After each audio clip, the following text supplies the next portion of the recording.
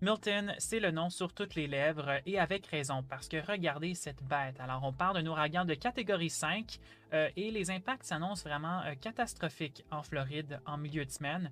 Ce sera à surveiller de très près. Avant d'en parler avec plus de détails, regardons cette intensification fulgurante qu'a subi Milton.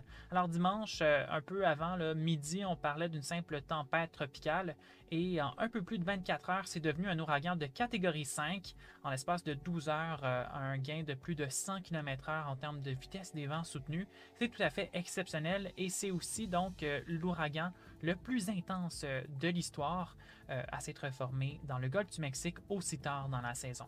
Alors vraiment, un Milton, c'est un nom qu'on va se rappeler encore pendant longtemps. Si on regarde la trajectoire qui donc devrait placer Milton en Floride mercredi soir, en fait là, directement sur la région de Tampa.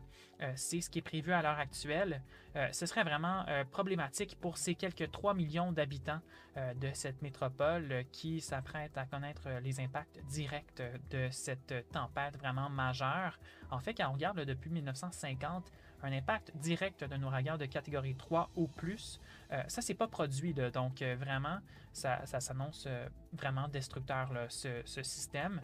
D'ailleurs, quand on regarde l'onde de tempête, c'est ce qui risque d'être le plus problématique avec Milton et ça risque de dépasser les 3 mètres par endroit.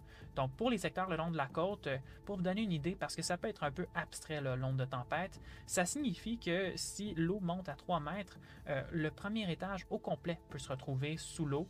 Alors vraiment une situation qui est très dangereuse, d'autant plus là, pour les maisons qui ont seulement un étage. Là. Alors vraiment à ne pas prendre à la légère.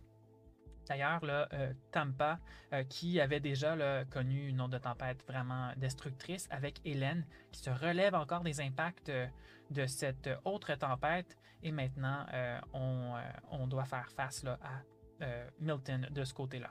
Au niveau des vents, les rafales aussi s'annoncent vraiment destructrices. Elles pourraient dépasser les 200 km/h localement, notamment là, dans la région de Tampa. La pluie aussi risque de causer de nombreux ennuis, plus de 200 mm possibles par endroit, notamment là, au nord de Tampa, en se dirigeant aussi là, vers Daytona Beach. Risque d'inondation et de crues subites qui sont donc à surveiller. Sur le plan des préparations, c'est déjà bien entendu là, entamé au niveau de la Floride. Certains secteurs sont en évacuation obligatoire, notamment là, du côté de Fort Myers Beach et le comté de Charlotte, en raison là, des impacts là, si importants qui sont prévus et des délais vraiment majeurs sont anticipés au niveau des aéroports. D'ailleurs, quand on regarde à TPA, l'aéroport de Tampa, on parle d'une fermeture complète à compter de mardi 9 h. Là. Ça vous dit donc l'ampleur de la situation.